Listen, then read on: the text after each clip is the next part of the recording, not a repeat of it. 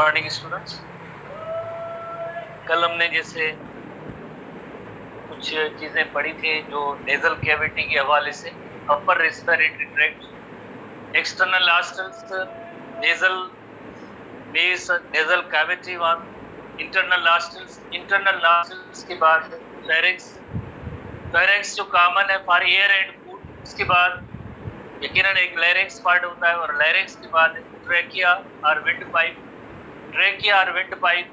उसके बाद जैसे आगे ट्यूब्स हैं दो, जैसे अलग अलग राइट लग और लेफ्ट लग के अंदर प्राइमरी ब्रांकस के बाद सेकेंडरी, टर्शियरी और देन ब्रांक्यूल्स के बाद आगे एल्वियुलर डक्ट और देन जो है आगे यकीनन जैसे जो फाइनल जहाँ पे एक्चुअल जहाँ पे गैस एक्सचेंज होती है वो अल्वियुलाई कहते हैं, या जिसे हम कहते हैं एयर सैक भी कहते हैं, जहाँ पे एक्चुअल गैस एक्सचेंज का अमल होता है।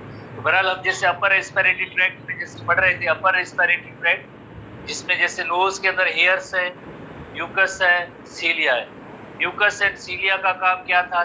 Filter the air, prevent the entry from any dust particle, foreign particle, pathogen. यानी पहला एक डिफेंस पॉइंट अभी उसने एक स्ट्रेटजी है कि इसी नोज के अंदर जो हेयर्स भी है, सीलिया भी है, ताकि कोई भी एक foreign particle other than air जो है इंटर ना हो सके। उसके बावजूद भी जैसे अगर आगे माइक्रो ऑर्गेनिज्म या डस्ट पार्टिकल वगैरह इंटर होती है तो जैसे म्यूकस भी मौजूद है, सीलिया भी मौजूद है। म्यूकस एक तरह से मॉइस्चराइज द एयर, ये इसका भी रोल है। प्लस में हमने ये भी देखा कि म्यूकस सीक्रेटिंग सेल्स जो होते हैं यकीनन म्यूकस प्रोड्यूस करते हैं और म्यूकस का काम होता है to trap the dust particle और फॉरेन पार्टिकल्स, माइक्रो ऑर्गेनिज्म उनको ट्रैप करना। और देन सीलिया की बीटिंग की एक्शन की वजह से वो पार्टिकल्स जो है हमारे एयर पैसेज वे के अंदर इंटर नहीं होते हैं। इसी तरह से ब्लड कैपिलरीज का भी काफी सारा नेटवर्क है म्यूकस मेम्ब्रेन के नीचे, और इनका काम जैसे यही होता है कि up to the 30 degree centigrade तक जो है थोड़ा सा एयर को वार्म कर सकते हैं ये ब्लड कैपिलरीज। इसी तरह से हम थोड़ी इलस्ट्रेशन भी देखेंगे नेक्स्ट, जो हमने इलस्ट्रेशन भी देखी थी जिस तरह से जैसे both the nostrils and nasal cavities are lined by ciliated mucus membrane.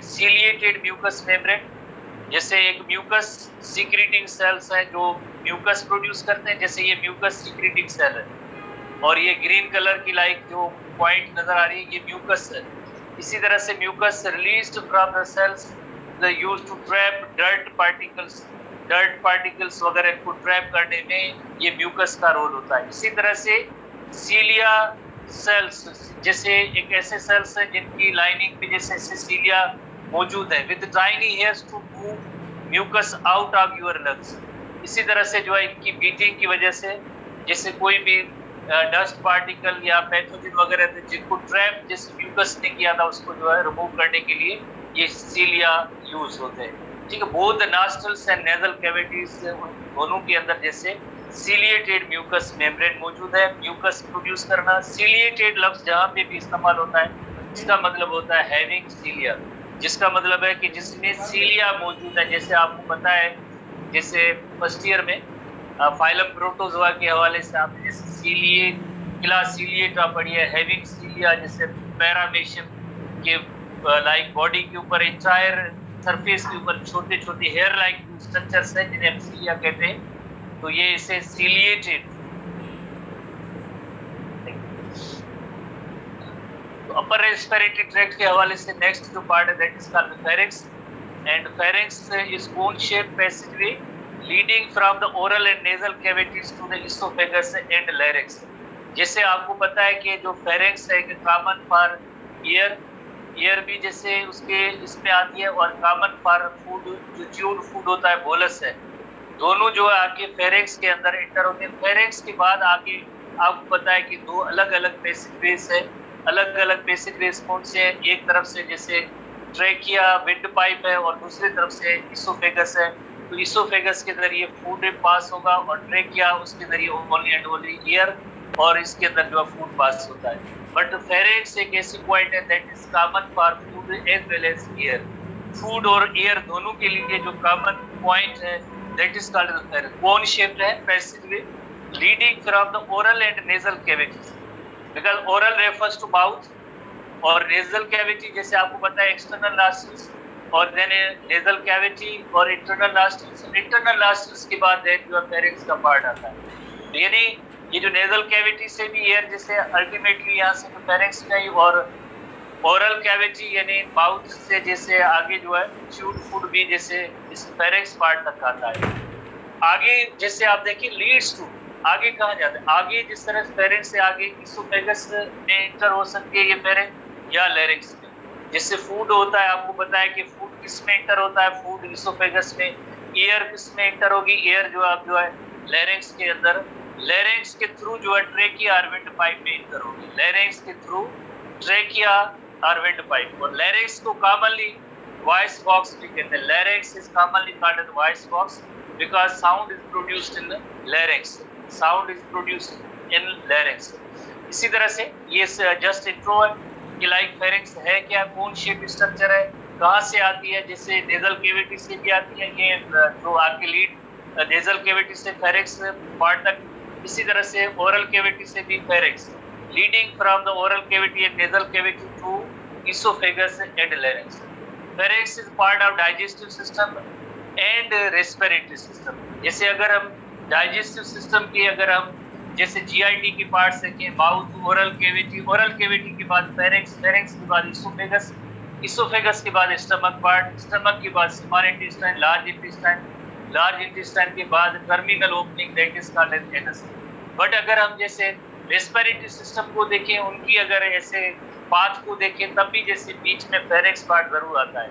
कैसे external nostrils, nasal cavity, internal nostrils, then pharynx, pharynx के बाद लैरिंक्स, लैरिंक्स के बाद ट्रेकिया, ब्रांकाई, ब्रांकाई के बाद ब्रांक्यूल्स और देन फाइनली अल्वेलाई। तो यानी दोनों सिस्टम का ये पार्ट हुआ।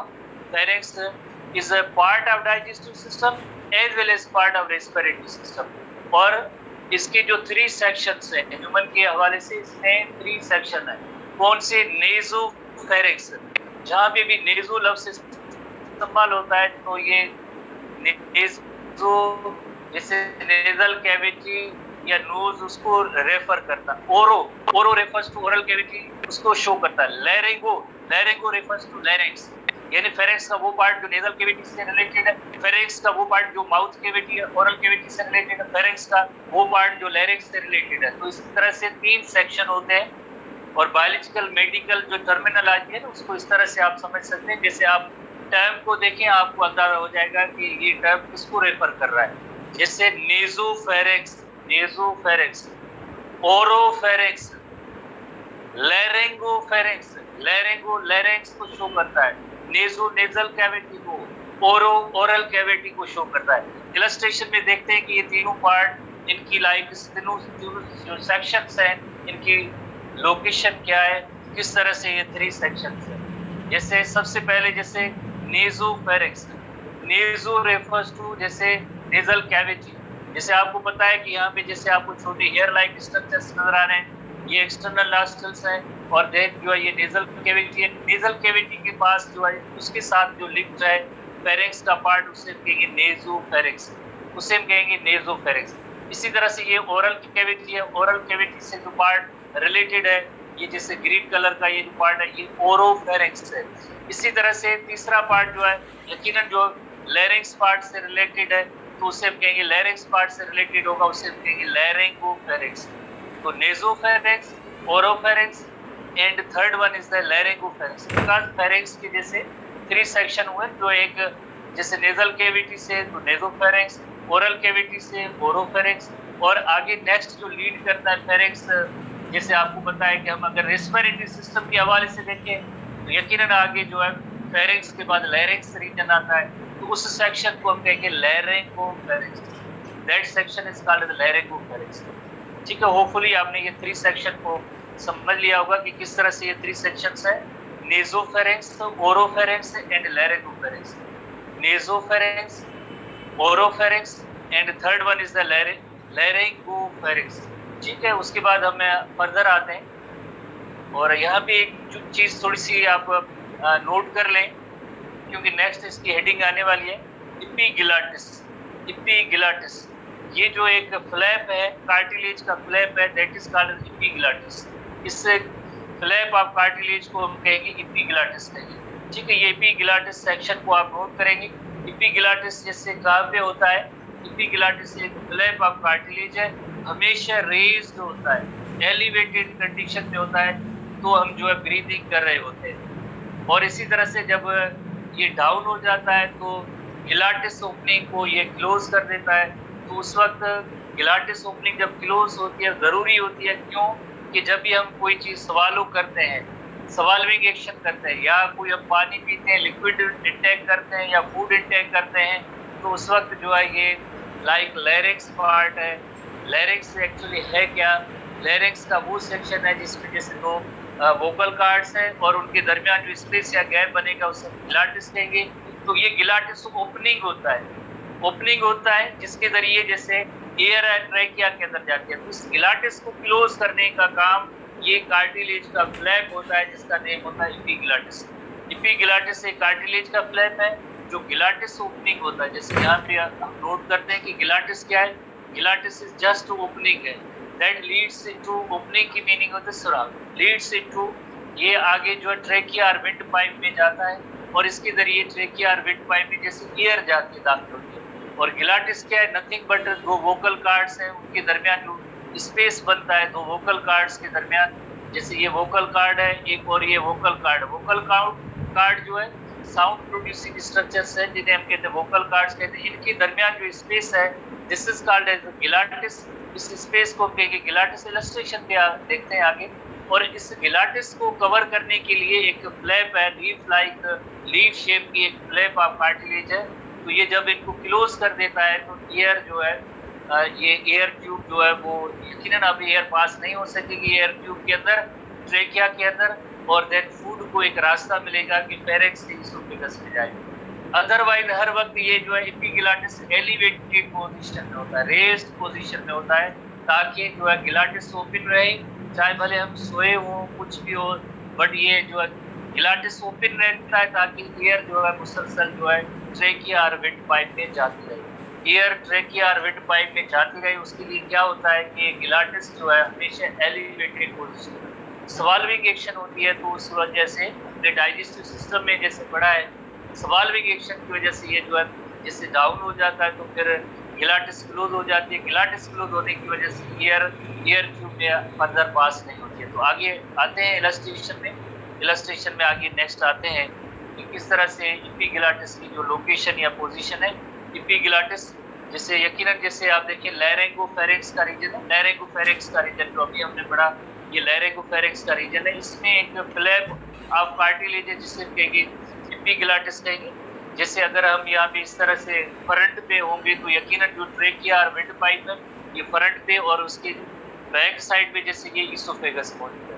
और इसी तरह से एक बड़ी प्रोमिनेंस नेक रीजन के अंदर निकली हुई एक लाइक कार्टिलेज होता है, इसे कहते हैं थायराइड कार्टिलेज कहते हैं। एक बड़ा कार्टिलेज है, इससे कहते हैं, इस कार्टिलेज को कहते हैं थायराइड कार्टिलेज। उसके बाद जैसे एक लीफ लाइक स्ट्रक्चर है दैट इज कॉल्ड इपिग्लाटिस। इसे हम कहते हैं इपिग्लाटिस ऐसे नजर लाइक जो फ्रंट साइड फ्रंट व्यू है, और इसका काम होता है जैसे ये एयर है, एयर वे है, इसको हमेशा जब ये एलिवेटेड होता है तो ये जैसे रेस्ट होता है और एयर जो है एयर मैसेज वे आगे ट्रैक किया दाखिल होती है। इसी तरह से अगर यहाँ पे देखा जाए ये इपिग्लाटिस है, जैसे आपको यहाँ पे इलस्ट्रेशन एक नजर आ रही है इपिग्लाटिस है, और आगे जैसे मीन्स यकीनन आगे लैरिंक्स या वॉइस बॉक्स है जिसकी ये ओपनिंग हमेशा ओपन होती है।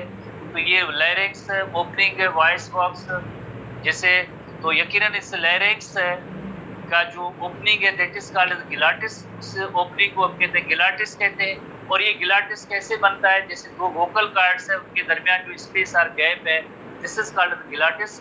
और एक उसके ऊपर कार्टिलेज का फ्लैप होता है, this cartilage flap is called as epiglottis, उसे हम कहते हैं इपिग्लाटिस कहते हैं। इपिग्लाटिस जब एलिवेटेड पोजीशन में होगा तो यानी गिलाटिस ओपन होगी, अगर इपिग्लाटिस डाउन होगा तो ये गिलाटिस क्लोज हो जाती है, तो ये गिलाटिस क्लोज हो जाती है। इस तरह से जो है खुद ब खुद एक ऑटोनॉमस मैकेनिज्म होती है। जब भी स्वाल्विंग एक्शन होता है तो एक स्वाल्विंग एक्शन होता है तो उस वक्त गिलाटिस जो है डाउन होती है, इस वजह से एयर पैसेज वे क्लोज होता है।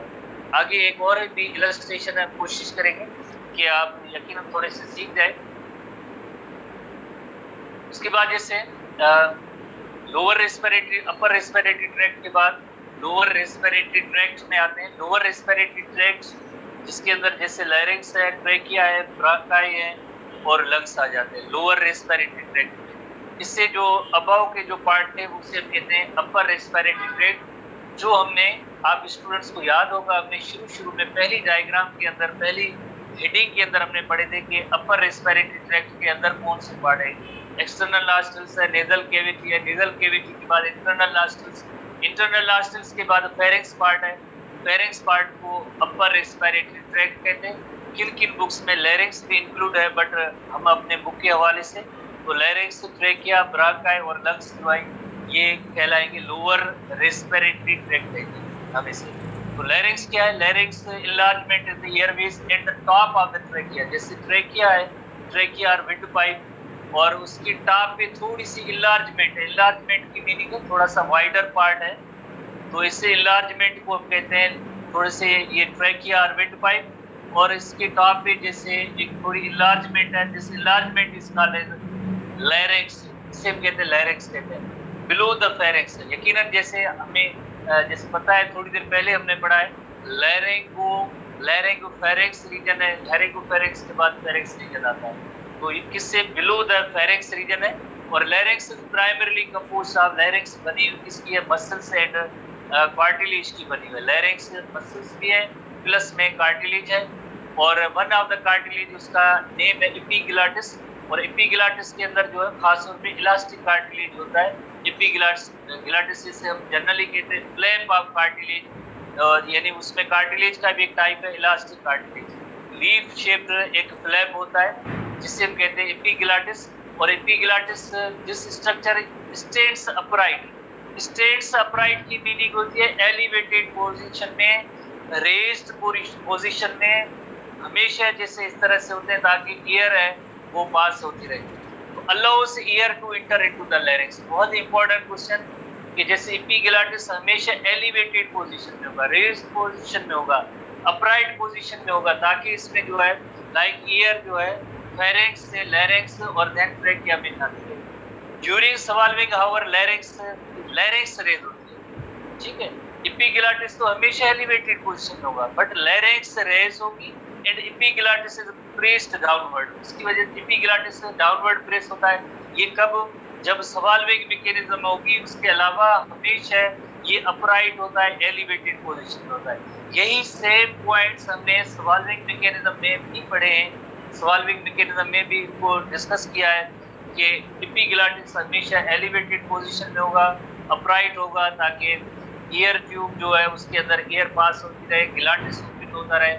और जब भी जैसे स्वॉल्विंग करेंगे तो लैरिंक्स थोड़ी सी रेज होती है and epiglottis is pressed downward. तो इस वजह से जो है लैरिंक्स यकीनन उसका जो ओपनिंग है जिसे हम कहते हैं ग्लॉटिस जो है वो क्लोज हो जाता है और फूड जो होता है वो पास होता है किसके अंदर?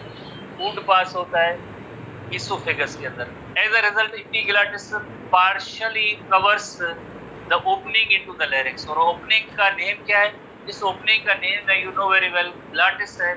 और ग्लॉटिस को ये क्लोज कर देते हैं। It helps to prevent the food and liquid from entering into the air passage. Because हम कोई फूड या लिक्विड जैसे इंटेक कर रहे हैं, सवालों कर रहे हैं, तो उस वक्त जो है इसको एयर पैसेज वे में सवाई एयर की कोई और चीज ना दाखिल हो। जैसे अगर हमने यहाँ पे भी थोड़ा बहुत डिस्कस किया था, ये टोटली ऑटोनॉमिक रिफ्लेक्स होते हैं और इसमें जैसे कंसंट्रेशन की जरूरत होती है। आपको याद होगा हमने ऐसे डिस्कस किया था कि अगर हम कंसंट्रेशन से स्वॉल्विंग एक्शन नहीं करेंगे तो कभी कभार ये होता है कि जैसे एयर पैसेज वे है उसके ऊपर जो है एपिग्लॉटिस सही तौर पे जैसे फ्लैप ऑफ कार्टिलेज नहीं आता है और एयर पैसेज वे थोड़ा सा खुला रह जाता है, जिसकी वजह से हमारा कोई भी खाना या लिक्विड होती है वो एयर ट्यूब में जाता है। फिर भी नेचर के पास एक थोड़ा सा जैसे बैलेंस ये है कि एक कफिंग रिफ्लेक्स होती है। आपको पता है कि जब भी जैसे एयर पैसेज वे में यहाँ पे या लैरिंक्स पार्ट के अंदर जैसे फूड या पानी आता है तो जोरदार एक किस्म की कफिंग होती है, पावरफुल कफिंग रिफ्लेक्स होता है। ये पावरफुल कफिंग रिफ्लेक्स है जिसकी वजह, यानी ऐसी नहीं है कि कोई इन्फेक्शन की वजह से कफिंग हुई है, ऐसे नहीं है कि हमारी चॉइस की वजह से कफिंग हो रही है, बट ये एक रिफ्लेक्स होता है, पावरफुल रिफ्लेक्स होता है जिसकी वजह से कोई भी वो खाने की अगर पीसेस है या वाटर है वो जो है बाहर आ सकता है या इसोफेगस के अंदर वापस जा सकता है। बहरहाल ये जो इस तरह से एक ऑटोनॉमस मैकेनिज्म है। Epiglottis covers the opening that is the glottis, opening of the larynx, and helps to prevent the food and liquid from entering into the air basically. The opening of larynx is called the glottis, जिसे अभी हमने discuss किया कि glottis क्या है। Nothing, ये एक जैसे ओपनिंग तो है, बट ये कैसे बना हुआ है, ये दो वोकल कार्ड्स होते हैं, उनके दरमियान जो स्पेस और गैप होता है, this is called as glottis. और वोकल कार्ड्स होते हैं जहाँ पे जो साउंड प्रोड्यूसिंग स्ट्रक्चर जैसे जनरली बोलते हैं लैरिंक्स, उसके अंदर वोकल कार्ड्स होती हैं जो स्ट्रेच होती है, इस वजह से वोकलाइजेशन या साउंड प्रोडक्शन का जो अमल होता है, वोकलाइजेशन और साउंड प्रोडक्शन। तो opening of larynx is called glottis. ऐसे छोटे छोटे क्वेश्चन है, डेफिनेशन वाइज है।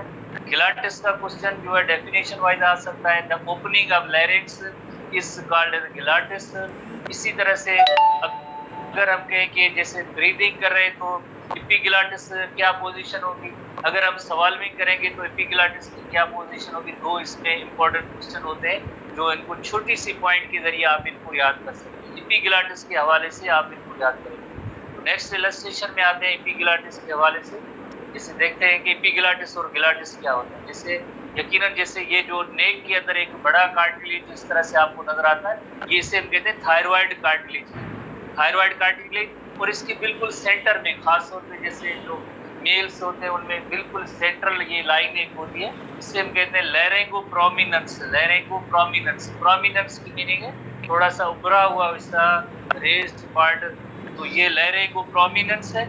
और उसके बाद जैसे यहाँ पे एक फ्लैप ऑफ कार्टिलेज होता है, क्योंकि ये लैरिंक्स का पार्ट है, ओवरऑल दिस पार्ट लैरिंक्स का पार्ट है। लैरिंक्स को कवर करने के लिए जो फ्लैप ऑफ कार्टिलेज होता है, flap of cartilage is called epiglottis. और यहाँ पे नेक रीजन के अंदर हमने पढ़ा है एंडोस्केलेटन के हवाले से, एक सिंगल बोन होती है जिसका नेम होता है हायोइड बोन। सिंगल बोन है that is called hyoid bone, और ये हायोइड बोन है जिसका दूसरी किसी भी बोन के साथ लिंक या रिलेशनशिप नहीं होता, ये भी हमने पढ़ा था, ठीक है। और इसके बाद जैसे लैरिंक्स पार्ट के बाद जैसे नेक्स्ट पार्ट आता है उसका नेम होता है ट्रेकिया, इसे विंड पाइप, जैसे सिंपली हम कहते हैं ट्रेकिया और विंड पाइप कहते हैं, ट्रेकिया और विंड पाइप कहते हैं। और यहाँ पे जैसे हमने थोड़ी देर पहले डिस्कस किया था ट्रेकिया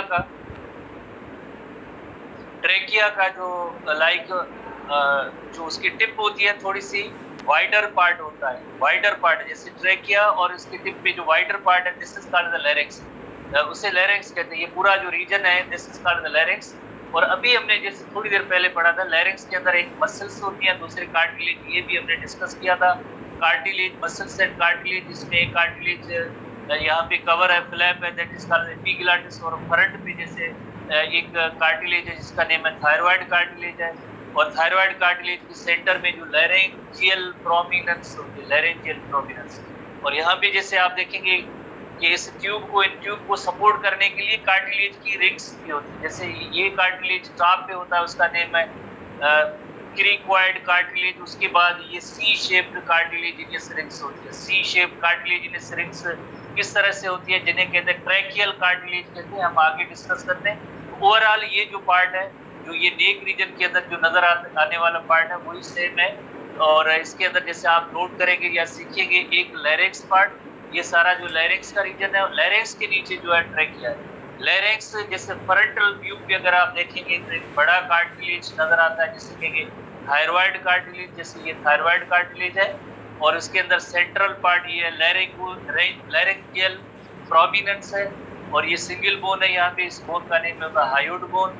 और यहाँ पे एपिग्लॉटिस है। एपिग्लॉटिस यकीनन क्या करेगा, ये जो ग्लॉटिस ओपनिंग है, जैसे आप देखेंगे ये वोकल कार्ड है, ये एक वोकल कार्ड, ये दूसरी वोकल कार्ड, दो वोकल कार्ड्स है, दो वोकल कार्ड्स हैं। और इस ओपनिंग को कहेंगे ट्रेकिया कहेंगे। और ट्रेकिया के बाद it leads into that, trachea के बाद आगे जो है वो सॉरी इस ग्लॉटिस के बाद that leads into the trachea और विंड पाइप, आगे विंड पाइप। और ये जो फ्लैप ऑफ कार्टिलेज है, this flap of cartilage is called epiglottis, इसे हम कहते हैं एपिग्लॉटिस कहते हैं, ठीक है। ये एपिग्लॉटिस जैसे एपिग्लॉटिस डाउन हो जाता है तो यकीनन ग्लॉटिस को जो है ये जो क्लोज कर देंगे और उसके बाद जो ईयर पास नहीं हो सकती है। तो ये जो जिस तरह से कार्टिलेज है, this cartilage is called epiglottis. तो इसी तरह से opening of larynx is called glottis.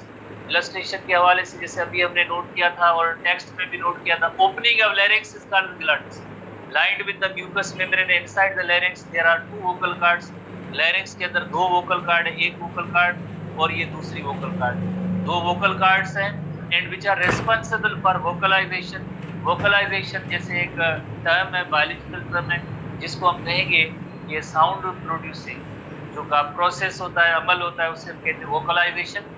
Vocalisation refers to sound production, और जिसे वो कौन रेगुलेट करता है, that is vocal cord. Vocal cords के दरमियान जो गैप या स्पेस बना है, दिस गैप और space is called as glottis, और ग्लॉटिस के बाद आगे जो it leads to the trachea और विंडपाइप, तो उसे हम कहेंगे ट्रेकिया और विंडपाइप। एक और इलस्ट्रेशन में आते हैं कि जैसे देखते हैं कि जैसे ये दो वोकल कार्ड्स हैं, जैसे एक वोकल कार्ड और ये दूसरी वोकल कार्ड, एक वोकल कार्ड दूसरी वोकल कार्ड, ये जो ओपनिंग है इस ओपनिंग को कहेंगे ग्लॉटिस कहेंगे। और उसके बाद अंदर ग्लॉटिस के बाद जैसे यकीनन आगे जो अंदर जो एक ट्यूब और पाइप जिसे आपने विंड पाइप है, कॉमनली कॉल्ड विंड पाइप, और जैसे biologically it is called trachea, वो आगे ट्रेकिया स्टार्ट हो जाती है। और ये जो फ्लैप ऑफ कार्टिलेज होता है इसे एपिग्लॉटिस, एपिग्लॉटिस इससे डाउन हो जाता है तो ग्लॉटिस ओपनिंग क्लोज हो जाता है। यकीनन थोड़ा सा आपने सीख लिया होगा कि एपिग्लॉटिस क्या होता है, और ये सबसे बड़ी इलस्ट्रेशन है, डायग्राम है, इससे आप अंदाजा लगाएंगे कि हाउ एपिग्लॉटिस जो है क्लोजेस द ग्लॉटिस, ग्लॉटिस को क्लोज करता है। होपफुली आपने समझ लिया। इसके बावजूद भी जैसे हमने डाइजेस्टिव सिस्टम में जैसे पढ़ा था, आप देखें कि एपिग्लॉटिस हमेशा एलिवेटेड पोजीशन में होता है, एपिग्लॉटिस एलिवेटेड पोजीशन में होता है या अप होता है, तो उसकी वजह से जो ये नॉस्ट्रल्स है, एक्सटर्नल नॉस्ट्रल्स, नेजल कैविटी के बाद इंटरनल नॉस्ट्रल्स, इंटरनल नॉस्ट्रल्स के बाद ये फेरिंक्स है, और फेरिंक्स के बाद जैसे ईयर है, वो ईयर हमेशा जैसे ईयर का ग्लॉटिस पार्ट है जो ओपन होता है, और इसकी वजह से ईयर जो है लंग्स की तरफ जा रही होती है। ठीक है, ट्रेकिया और विंड पाइप ये जो है आगे उसके जरिए जो ये लैरिंक्स पार्ट हुआ, और यहाँ पे ओपनिंग होगा, उसका नेम होगा, ओपनिंग का नेम होगा ग्लॉटिस, और ग्लॉटिस ओपन रहेगा और ईयर जाएगी लाइक लंग्स के अंदर।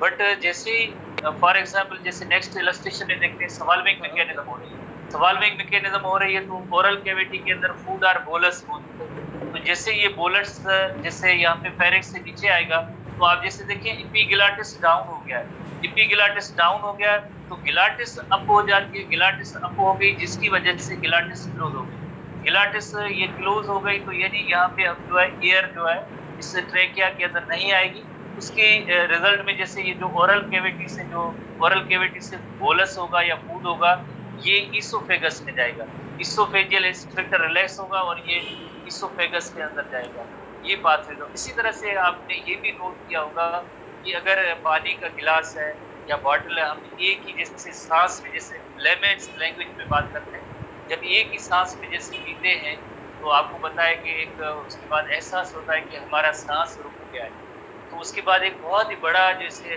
ब्रीथ लेते हैं कि हमारा सांस रुक गया था। वाई? बिकॉज उस वक्त इस दौरान जब भी हम कोई चीज़ खा रहे होते हैं या पी रहे होते हैं तो ये ग्लॉटिस ओपनिंग जो है ये क्लोज हो जाता है। ग्लॉटिस ओपनिंग जब क्लोज हो जाता है, जब हम कोई खा रहे होते हैं, कोई चीज़ या पी रहे होते हैं, निगल रहे होते हैं, तो उस वक्त ये क्लोज हो जाता है।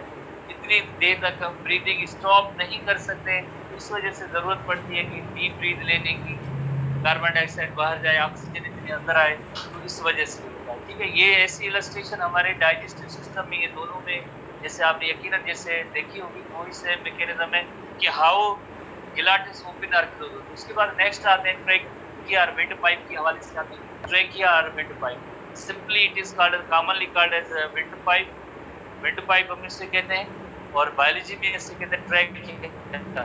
मेम्ब्रेनस ट्यूब है, इट इज मेम्ब्रेनस ट्यूब है, consisted of dense regular tissue, जिसमें स्मूथ मसल्स भी हैं, और इसमें 15 to 20 C shape pieces of cartilage है।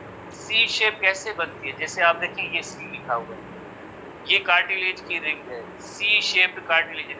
ये यहाँ पे कार्टिलेज नहीं है, यहाँ पे मसल्स हैं, ट्रेकियल मसल्स हैं, इस जगह पे ट्रेकियल मसल्स हैं, और ये जो है ये ट्रेकियल मसल्स हैं, ये ट्रेकियल मसल्स हैं।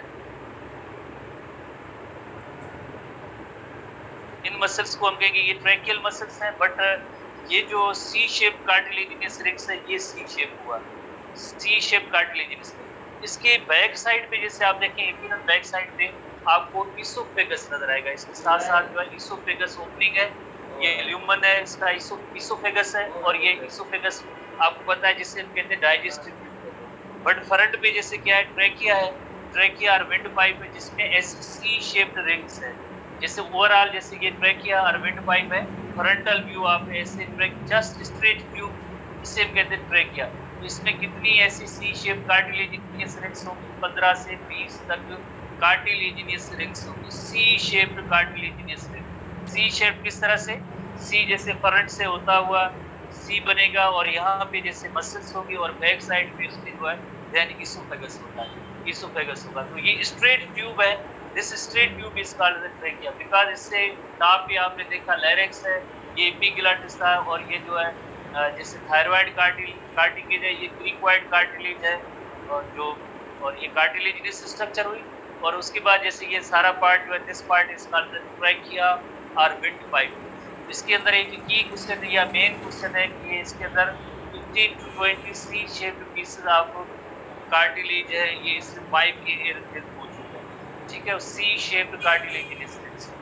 उसके बाद जैसे नेक्स्ट आते हैं कि आगे जैसे पाथवे के हवाले से, एयर पैसेज वे के हवाले से, trachea divides into two smaller tubes, जिन्हें हम कहते हैं प्राइमरी ब्रांकाई। जैसे ये प्राइमरी ब्रांकाई है, जैसे ये ट्रेकिया और विंड पाइप है, उसके बाद ये प्राइमरी ब्रांकस, ये प्राइमरी ब्रांकस। प्राइमरी ब्रांकस, हर एक primary bronchus that leads into the lungs, एक राइट लंग और दूसरा left lung. Bronchus leads into the इंटर्स इनटू द लंग, एक राइट लंग में और दूसरा लेफ्ट लंग। जैसे ये ट्रेकिया है, विंड पाइप है, ट्रेकिया और विंड पाइप, ये पार्ट हुआ लैरिंक्स का। और इसी तरह से जो ब्रांकस है, जिसे कहते हैं, जैसे प्राइमरी ब्रांकस भी कहते हैं, मेन जो ब्रांकस है ट्रेकिया की बात तो 2 ब्रांचेस में मेन डिवाइड होता है, बिकॉज इसका डायमीटर थोड़ा सा बड़ा होगा, प्राइमरी का बड़ा होगा, सेकेंडरी का जैसे और छोटा होगा, टर्शरी का और भी छोटा होगा। इसी तरह से इन पाइप्स या ट्यूब्स की जो है डायमीटर है ऐसा ऐसा कम होता जाएगा, जितनी ज़्यादा आगे ब्रांचेस बढ़ती जाएंगी इतना ही डायमीटर आगे इनका कम होता जाएगा। तो आप जैसे नेक्स्ट देखिए कि primary bronchi divide into secondary bronchi. Bronchus singular है और इसका प्लूरल होता है ब्रांकाई। ब्रांकस जो सिंगुलर BRON, ब्रांकस जो सिंगुलर है, और प्लूरल इनका होता है ब्रांकाई। 2s की जगह पे I ऐड होता है ऑप्शन में, तो ये प्लूरल हो जाता है ब्रांकाई। तो प्राइमरी ब्रांकाई किसमें डिवाइड होंगे, डिवाइड का मतलब है आगे इनका डायमीटर कम होगा। जैसे आप देखें ये प्राइमरी ब्रांकस था, आगे कितने जो है सेकेंडरी ब्रांकाई बनेंगे। जैसे ये ग्रीन कलर की आपको इलस्ट्रेशन नजर आ रही है, इससे सेकेंडरी ब्रांकाई, ये सेकेंडरी ब्रांकाई है और ये सेकेंडरी ब्रांकाई। प्राइमरी ब्रांकस ये है मेन ब्रांकस। उसके बाद उसमें 3 सेकेंडरी ब्रांकस, जैसे there are 2 secondary bronchi on the left lung. जैसे ये प्राइमरी ब्रांकस था, उसमें एक ये सेकेंडरी और ये एक सेकेंडरी, इसे हम कहेंगे लेफ्ट लंग के अंदर जैसे 2 secondary bronchi, but right lung के अंदर 3 इन द राइट लंग। जैसे किस तरह से आपको ग्रीन कलर की जैसे आपको इलस्ट्रेशन नजर आ रही है, 1 2 3 राइट लंग के अंदर, इसी तरह से जो है 3 जो secondary bronchi in the right lung, और जो लेफ्ट लंग है उसके अंदर जैसे ऐसे 2 ब्रांकाई, 2 जो है लेफ्ट के अंदर secondary bronchi into the left lung, ये उसमें ब्रांचेस होंगी, वो 2 होंगी।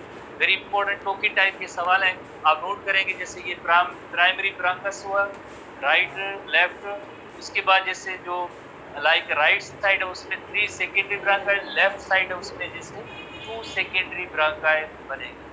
होपफुली आपने इनको नोट किया, टोकी टाइप के जैसे सवाल है। Secondary bronchi give rise to tertiary bronchi. Secondary bronchi में आगे टर्शरी ब्रांकाई बनती है। जैसे आप देखिए ग्रीन लाइन के बाद जैसे आगे आप देखिए और भी इनका डायमीटर और भी छोटा होता जा रहा है, और भी छोटा होता जा रहा है। तो अगेन इन्हें हम कहेंगे ये टर्शरी ब्रांकाई, इन्हें हम कहेंगे टर्शरी ब्रांकाई। ये प्राइमरी ब्रांकस, हर एक प्राइमरी ब्रांकस में जैसे राइट साइड पे 3 सेकेंडरी ब्रांकाई बने, लेफ्ट साइड पे 2 सेकेंडरी ब्रांकाई बने, और उसके बाद उनमें से हर एक सेकेंडरी में से आगे टर्शरी ब्रांकाई। सेकेंडरी में bronchi continue to branch, finally giving rise to bronchioles which are less than 1 mm in diameter.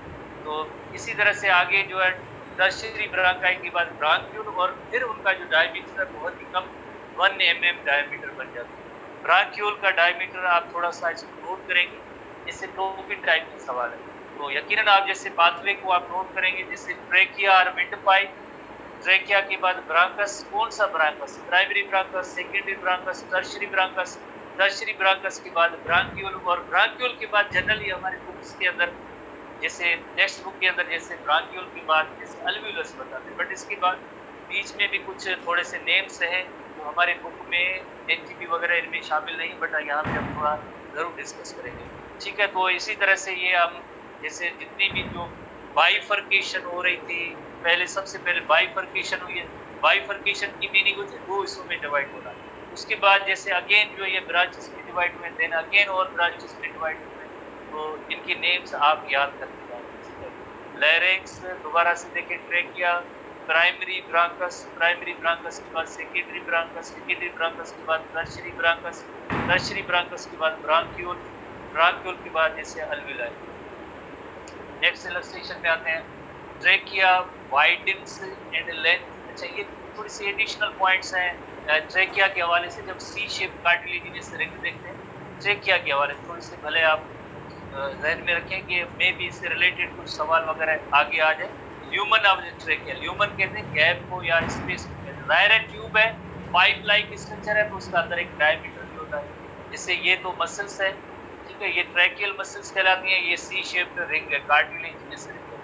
तो जैसे एक थोड़ी सी चीज़ आप यकीनन महसूस नहीं की होगी किसी भी एनिमल के हवाले से, या तो trachea widens and lengthen slightly. जब हम सांस ले रहे होते हैं या ब्रीदिंग कर रहे होते हैं, एयर जब अंदर जाती है तो लेंथन की मीनिंग है थोड़ी सी लार्ज हो सकती है, ठीक है, और वाइडन भी होती है। वाइडन की मीनिंग जाहिर है जब एयर का प्रेशर है उसकी वजह से एयर अंदर आ रही है, थोड़ी सी वाइडन एंड लेंथन होती है। और जब वापस जब एक्सपायरेशन जब करते हैं या जब एयर बाहर जाती है, तो returning to its resting sides with each breath out, जब भी हम दोबारा से जैसे ब्रीदिंग जैसे करेंगे तो उसमें सेकेंड फेज जो जैसे एक्सपायरेशन का होता है तो वापस नॉर्मल पोजीशन में आ जाएगा। फिर से दोबारा जब ब्रीदिंग करेंगे तो थोड़ी सी वाइडन और लेंथन हो जाएगी ट्रेकिया, और जब एक्सपायरेशन करेंगे तो वापस रिटर्न जो ओरिजिनल इसकी साइज होती है वही तक होगी। ये थोड़ी सी एडिशनल पॉइंट्स हैं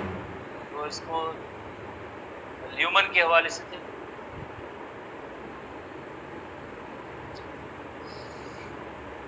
अगेन जैसे थोड़ी सी इलस्ट्रेशन, दोबारा से लैरिंक्स के बाद ट्रैकिया, ट्रैकिया के बाद 2 प्राइमरी ब्रांकस है, 2 प्राइमरी ब्रांकस के बाद अभी आपने लिस्ट देखा कि जैसे जो राइट साइड है उसमें 3 सेकेंडरी ब्रांकस बनते हैं, 3 सेकेंडरी ब्रांकाई, और लेफ्ट साइड में 2 सेकेंडरी ब्रांकाई। देन आगे उनमें टर्शियरी सेकेंडरी ब्रांकाई में से टर्शियरी ब्रांकाई में से आगे देन जो है ब्रांक्यूल्स बनते हैं, और ब्रांक्यूल के बाद देन जो है अल्वियोलाई, ठीक है। Larynx, trachea, primary bronchi, secondary bronchi, tertiary bronchi के बाद ब्रांक्यूल, और ब्रांक्यूल के बाद देन जो है अल्वियोलाई, ब्रांक्यूल के बाद देन अल्वियोलाई। तो in the secondary bronchi again the C shaped cartilages are replaced by cartilage plates. इससे पहले भी हमने कल भी शायद डिस्कस किया था कि secondary bronchi, in secondary bronchi the C shape cartilage are replaced by cartilage plates. जैसे प्लेट्स और रिंग में फर्क है, जैसे सी शेप रिंग थी, अब ये इस तरह से प्लेट्स हैं, हम इलस्ट्रेशन पे आते हैं। But bronchiole and their internal branches have 2 cartilage. बहुत इंपॉर्टेंट क्वेश्चन है, टेस्ट रिलेटेड क्वेश्चन है कि सी शेप्ड कार्टिलेजिनस रिंग्स कौन से सेक्शन तक है, उसके बाद क्या होता है और देन क्या होता है। सी शेप्ड कार्टिलेजिनस रिंग जो ट्रेकिया के अंदर भी मौजूद है और प्राइमरी ब्रांकस होगा वहां तक, बट जैसे सेकेंडरी ब्रांकाई बनेंगे तो वो कार्टिलेज प्लेट हो जाएगी, और उसके बाद जब ब्रांक्यूल्स होंगे तो उसके अंदर कोई भी कार्टिलेज नहीं होगा, ठीक है। ये आगे एक इलस्ट्रेशन में हम देखें, इलस्ट्रेशन में देखते हैं किस तरह से। जैसे अगर हम देखें ट्रेकिया है तो उसमें सी शेप कार्टिलेजिनस रिंग्स मौजूद है, प्राइमरी ब्रांकस है तो भी उसमें कार्टिलेज की रिंग मौजूद है। उसके बाद जब प्राइमरी ब्रांकस से सेकेंडरी ब्रांकस जो बनता है तो उसमें कार्टिलेज की प्लेट्स होती है, ये सारी कार्टिलेज की प्लेट्स है। सेकेंडरी ब्रांकस होगा तो उसमें कार्टिलेज की ऐसी प्लेट्स होगी, रिंग नहीं होगी। तो ये फर्क होता है प्लेट और रिंग के अंदर। प्राइमरी ब्रांकस के अंदर, प्राइमरी ब्रांकस जहां तक है तो वहां पे कार्टिलेज की रिंग्स मौजूद है, ट्रेकिया के अंदर कार्टिलेज की रिंग मौजूद है। बट जैसे आगे सेकेंडरी ब्रांकस बनेगा तो ऐसी प्लेट्स मौजूद है कार्टिलेज की। टर्शियरी ब्रांकाई है तब भी कार्टिलेज की प्लेट्स मौजूद है। उसके बाद स्मॉलर ब्रांकाई जैसे बनते हैं टर्शियरी, उसके बाद उनमें भी कार्टिलेज की प्लेट्स मौजूद है। बट ये जैसे आप देखिए ब्रांक्यूल सेक्शन है, ब्रांक्यूल सेक्शन है उसमें कोई भी कार्टिलेज नहीं है, जैसे कोई भी कार्टिलेज नहीं है। तो हम सीरीज क्या जैसे लिखेंगे कि ट्रेकिया और प्राइमरी जो ब्रांकस है उनके अंदर जो सी शेप कार्टिलेजिनस रिंग्स मौजूद है। और प्राइमरी के बाद जैसे प्राइमरी ब्रांकाई के बाद सेकेंडरी ब्रांकाई, टर्शियरी ब्रांकाई, और जो ब्रांक जैसे आगे जैसे टर्शियरी ब्रांकाई है तो उनके अंदर जैसे प्लेट्स है, कार्टिलेज की प्लेट्स है। ये कार्टिलेज की रिंग्स थी और ये कार्टिलेज की प्लेट्स है, और इनके अंदर कोई भी कार्टिलेज नहीं है। दो कार्टिलेज ब्रांक्यूल के अंदर आगे कोई भी कार्टिलेज नहीं है। ब्रांक्यूल और देन जो आगे अल्विलाई आते हैं, अल्विलाई इनफल्विकुलर लोब्यूल वगैरह सो। बट ब्रांक्यूल के बाद जैसे एक टर्मिनल ब्रांक्यूल होता है और रेस्पिरेटरी ब्रांक्यूल होता है। ये हमारे बुक्स के अंदर ऐसे टर्म्स नहीं है, बट ये भी आगे और भी छोटी ब्रांचेस है। ब्रांक्यूल में से टर्मिनल ब्रांक्यूल बनेगी, टर्मिनल ब्रांक्यूल आगे रेस्पिरेटरी ब्रांक्यूल, रेस्पिरेटरी ब्रांक्यूल क्योंकि वायु उसके बाद आगे पूरा क्लस्टर ऑफ अल्विलाई होता है, उससे रिलेटेड होता है, इस वजह से रेस्पिरेटरी ब्रांक्यूल है। ब्रांक्यूल, टर्मिनल ब्रांक्यूल, रेस्पिरेटरी ब्रांक्यूल और देन इस तरह की सीरीज अगर किसी जगह पे आ जाए तो आप यकीनन थोड़ी सी पॉइंट्स ध्यान में रखेंगे। ठीक है, हम अपनी जीती वगैरह में इसका कोई इशू नहीं है, भले आप जैसे ये ना याद रखें, बट एटलीस्ट जो अगर ऐसे सवाल आ भी जाते हैं आगे पीएमसी के हवाले से तो सीरीज आपके जहन में होना जरूरी है। कौन सी? जैसे ब्रांक्यूल के बाद टर्मिनल ब्रांक्यूल, टर्मिनल ब्रांक्यूल के बाद रेस्पिरेटरी ब्रांक्यूल, रेस्पिरेटरी ब्रांक्यूल के बाद ठीक है, trachea, primary bronchus, secondary bronchus, tertiary bronchus, tertiary bronchus के बाद ब्रांक्यूल, ब्रांक्यूल के बाद टर्मिनल ब्रांक्यूल, टर्मिनल ब्रांक्यूल के बाद रेस्पिरेटरी ब्रांक्यूल और देन अल्विलाई। ठीक है, पाथवे भी आप याद रखिए। कार्टिलेज कहाँ पे होता है ये भी आप याद रखिए। कौन से पैटर्न में कार्टिलेज होता है ये भी आप याद रखिए। ठीक है, ये सारे क्वेश्चन होते हैं टेस्ट रिलेटेड, सारे ऐसे क्वेश्चन। प्लेट और रिंग में फर्क है, प्लेट और रिंग में। एक और जैसे इलस्ट्रेशन है डायमीटर के हवाले से है, कैसे कम होता है, इसके लिए जैसे lower respiratory tract, lower respiratory tract जिसे लोअर एयरवे भी कहते हैं, लोअर, और इसे रेस्पिरेटरी ट्री भी कहते हैं। तो इसे रेस्पिरेटरी ट्री के हवाले से जैसे ट्रैकिया है, ब्रांकस है, ब्रांकस के बाद सेकेंडरी टर्शियरी ब्रांकाई है, ब्रांकाई के बाद ब्रांक्यूल है, ब्रांक्यूल के बाद टर्मिनल ब्रांक्यूल है, रेस्पिरेटरी ब्रांक्यूल है, उसके बाद अल्वियुलर डक्ट आता है, अल्वियुलर सैक आती है और देन अल्वियुलर। आगे देखिए जैसे ये सारे मेडिकल के टर्मिनल आ जाए उसमें ये से आगे इस्तेमाल होंगे, आगे इस तरह से इस्तेमाल होंगे, बट फिलहाल तो हमारे बुक्स के अंदर ये चीज़ें नहीं है। जैसे आप देखें ब्रांक्यूल, टर्मिनल ब्रांक्यूल, ब्रांक्यूल के बाद टर्मिनल ब्रांक्यूल, उसके बाद रेस्पिरेटरी ब्रांक्यूल आता है, और जैसे डायरेक्टली हम देन अल्वियुलाई कह सकते हैं, बट इसके दरमियान जैसे देखें alveolar duct is there, alveolar sac is there और फाइनली ये भी इस तरह से जो है बात है जिसके जरिए एयर अल्टीमेटली अल्वियुलस तक पहुंचती है। और अल्वियुलस आपको पता है कि पॉइंट है, जगह है, place where actual gas exchange, actual gas exchange takes place at the level of alveolus level. आगे हम डिस्कस करेंगे। बहरहाल ये bronchiole, terminal bronchiole, respiratory bronchiole, alveolar duct, alveolar sac and finally that is alveolus. ठीक है, बहरहाल next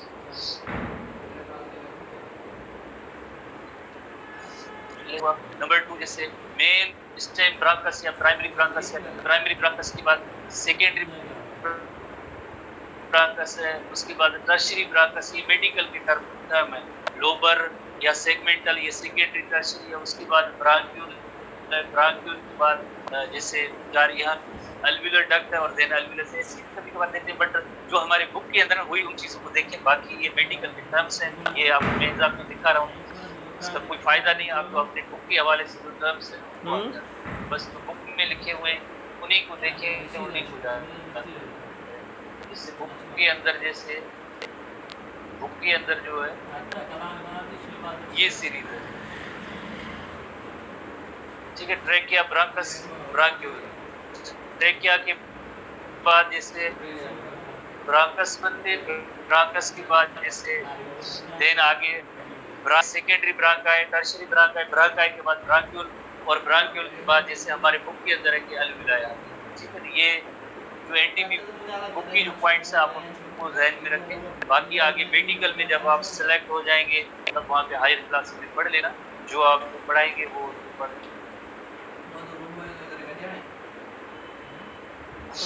तो अल्विलस को हम देखेंगे कि अल्विलस के अंदर क्या होता है। अल्विलस के अंदर क्या होता है, ईच अल्विलस जो होती है, जैसे ये मेनी अल्विलाई सैक और बैग लाइक स्ट्रक्चर होती है, उसे हम कहते हैं सिंगुलर अल्विलस, प्लूरल अल्विलाई। और इसके बाहर जो है rich supply of blood capillaries, blood capillaries की जो है रिच सप्लाई होती है, रिच सप्लाई होती है। तो एक तरफ से जो ब्लड, जैसे from oxygen poor blood, oxygen poor blood कहाँ से आ रहा है, फ्रॉम टिश्यू से आ रहा है, टिश्यू से ऑक्सीजन पुअर ब्लड आ रहा है और अल्वियोलस के इर्द गिर्द है। और इसी दूसरी तरफ से ये कैपिलरीज का नेटवर्क है, ये ऑक्सीजन रिच ब्लड है, ऑक्सीजन रिच ब्लड है। ऑक्सीजन रिच कैसे हुआ था, जैसे ये एयर जो आ रही थी एयर पैसेज वे के जरिए, उसके अंदर ऑक्सीजन की कंसंट्रेशन ज्यादा है। एयर पैसेज वे के जरिए जब हम ब्रीदिंग करते हैं उस वक्त उस एयर के अंदर ऑक्सीजन 21% ऑक्सीजन बहुत ही रिच सप्लाई है, उसे हम कहते हैं कि ये अल्वियोलस तक आएगी। अल्वियोलस तक जब आएगी एयर, तो यहाँ से जो ऑक्सीजन है वो ब्लड में शामिल होती है, तो हम उसे इससे ब्लड को कहते हैं ऑक्सीजन रिच ब्लड। और जो टिश्यू से जो ऑक्सीजन पुअर या डीऑक्सीजनेटेड ब्लड होता है, वो वापस इसी पाथवे को फॉलो करके और देन जो है एटमॉस्फेयर में वो कार्बन डाइऑक्साइड वाली एयर जो बाहर जाती है। जिस रास्ते से एयर आती है उसी सेम रास्ते के जरिए जो है एयर पास आउट हो जाती है, बाहर जाती है, एक्सपायरेशन का अमल होता है, ठीक है। तो ये जो सैक या बैग है, अल्टीमेट और फाइनल जो गैस एक्सचेंज का अमल होता है इस अल्वियोलस में होता है। तो अगर हम सिंगल एक अल्वियोलस को देखें, सिंगल अल्वियोलस को देखें, जो एयर आ रही है उसमें यकीनन ऑक्सीजन की कंसंट्रेशन ज्यादा है, ऑक्सीजन की कंसंट्रेशन ज्यादा है। तो सराउंडिंग क्या है, सराउंडिंग इसकी ब्लड कैपिलरीज का नेटवर्क है, ब्लड कैपिलरीज का नेटवर्क है। ऑक्सीजन यहाँ पे हायर कंसंट्रेशन में है, तो ब्लड में जैसे लोअर कंसंट्रेशन में होगी तो फौरन जो है ये डिफ्यूजन अमल के जरिए, डिफ्यूजन प्रोसेस के जरिए ब्लड के अंदर शामिल हो जाएगी और ये ब्लड अब ये कहलाएगा ऑक्सीजन रिच ब्लड या ऑक्सीजनेटेड ब्लड। अब ये जाएगा टुवर्ड्स टिश्यू जिनको ऑक्सीजन की सप्लाई होगी। इसी तरह से दूसरा जो ब्लड, जैसे ऑक्सीजन पुअर ब्लड था, फ्रॉम टिश्यू आ रहा था, उसमें कार्बन डाइऑक्साइड की कंसंट्रेशन ज्यादा थी। जैसे ये ब्लड है उसमें कार्बन डाइऑक्साइड की कंसंट्रेशन ज्यादा है। ये कहाँ से आ रहा था, फ्रॉम टिश्यूज आ रहा था, फ्रॉम टिश्यूज आ रहा था और अप टू लंग्स आया, अप टू लंग्स आया। तो यहाँ पे इसमें यकीनन कार्बन डाइऑक्साइड की कंसंट्रेशन ज्यादा है, हायर कंसंट्रेशन है, हायर कंसंट्रेशन है। तो ये फौरन डिफ्यूजन के जरिए अल्वियोलस के अंदर आ जाएगी कार्बन डाइऑक्साइड और देन जब एक्सपायरेशन का अमल होगा तो उस अमल के दौरान कार्बन डाइऑक्साइड जो है ये बॉडी से ये यकीनन जो है लंग्स से बाहर जाएगी। सेम पैसेज वे या पाथवे जिस रास्ते के जरिए एयर आई थी उसी रास्ते के जरिए बाहर जाएगी। इसी वजह से हम कहते हैं कि अल्वियोलस इज द एक्चुअल प्लेस, जगह जहाँ पे एक्चुअल गैस एक्सचेंज का अमल होता है। लेकिन ये गैस एक्सचेंज का अमल हुआ, एयर जिसके अंदर ऑक्सीजन हायर कंसंट्रेशन है वो ब्लड में शामिल होती है, टिश्यू से जो ब्लड आता है जिसमें ऑक्सीजन पुअर ब्लड है या जिसमें कार्बन डाइऑक्साइड की हायर कंसंट्रेशन है, वो यहाँ से ब्लड से निकल के अल्वियोलस में आती है और देन जो है एक्सपायरेशन के जरिए ये बाहर जाती है। बट एक्चुअल गैस एक्सचेंज जिसे कहेंगे वो अल्वियोलस के अंदर होता है, actual gas exchange.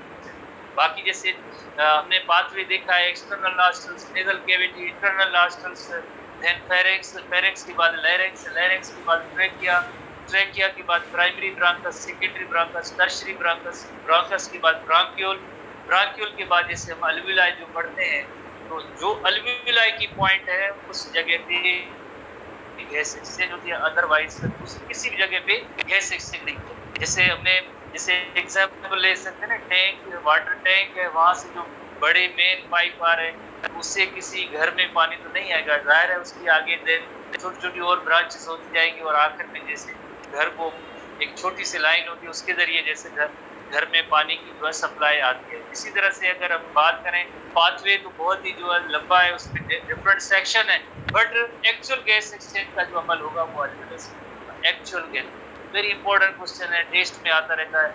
अल्वियोलस is the place where actual gas exchange, क्योंकि अल्वियोलस के बाहर जो है rich supply of blood capillaries है। अल्वियोलस की वाल जो है वेरी थिन होती है, वेरी थिन है, और इसके जो मॉइस्ट भी होती है। ये रेस्पिरेटरी सरफेस की प्रॉपर्टीज होती है। Respiratory surface must be thin, respiratory surface must be moist, respiratory surface का जो है जैसे large surface area in relation to volume होना चाहिए।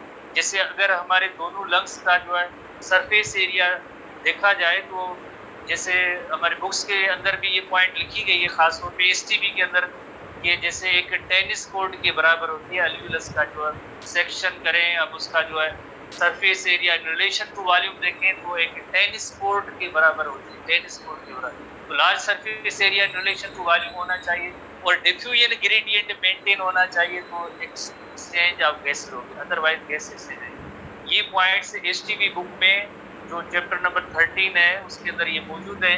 किसी भी रेस्पिरेटरी सरफेस की प्रॉपर्टी,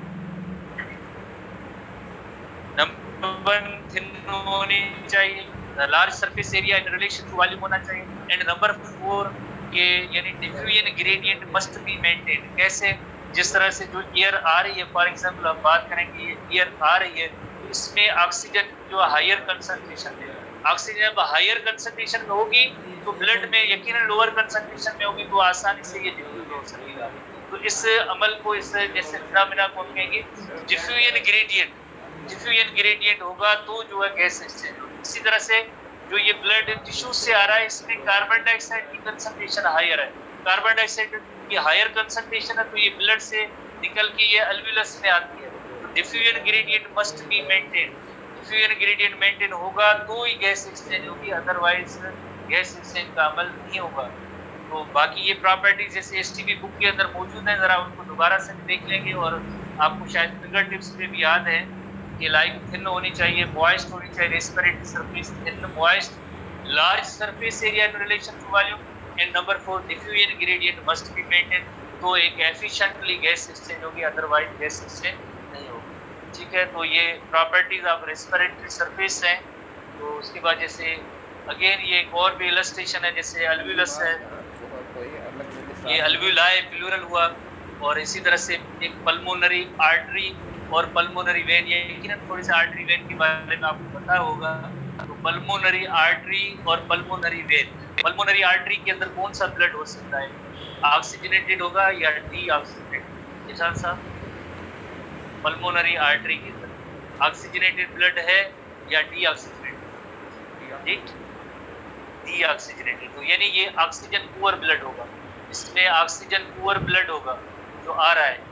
और जो पल्मोनरी वेन यहाँ से जाएगी, यकीनन ये पल्मोनरी वेन रेड कलरेशन जैसे आपको नजर आ रही है, ये ऑक्सीजन रिच ब्लड होगा, इसमें ऑक्सीजन रिच ब्लड है। ठीक है, पल्मोनरी वेन, पल्मोनरी। ठीक है, बहरहाल तो ये जो है ब्रांक्यूल, ब्रांक्यूल के बाद जैसे ये कैपिलरीज का नेटवर्क है, और फाइनली अल्वियोलाई, और अल्वियोलाई के अंदर गैस एक्सचेंज का अमल हो रहा है। वेनस ब्लड जो आ रहा है, लाइक जो पल्मोनरी वेन वाला, इसमें कार्बन डाइऑक्साइड की कंसंट्रेशन ज़्यादा है, तो ब्लड से ये अल्वियोलस में आती है। और इसी तरह से एयर जब अंदर आती है तो उसमें ऑक्सीजन की कंसंट्रेशन ज़्यादा है, तो ये ब्लड में शामिल होगी, ऑक्सीजनेटेड ब्लड कहलाता है। तो अल्वियोलस इज द प्लेस और point where actual gas exchange is place, जहाँ पे एक्चुअल गैस एक्सचेंज होती है वो अल्वियोलस होती है। जैसे अभी हमने ये इलस्ट्रेशन देखी थी, जिसमें आपने देखा कि एक्चुअल गैस एक्सचेंज का जो अमल है वो इस अल्वियोलस में होता है, जिसकी मेम्ब्रेन थिन होनी चाहिए, मॉइस्ट होनी चाहिए, large surface area in relation to volume होना चाहिए, और diffusion gradient must be maintain to gases. तो आज के दिन के हवाले से हम इतना डिस्कस करेंगे, और कल हम इसको आगे डिस्कस करेंगे। अब आपकी फिजिक्स की क्लास होगी। सी यू।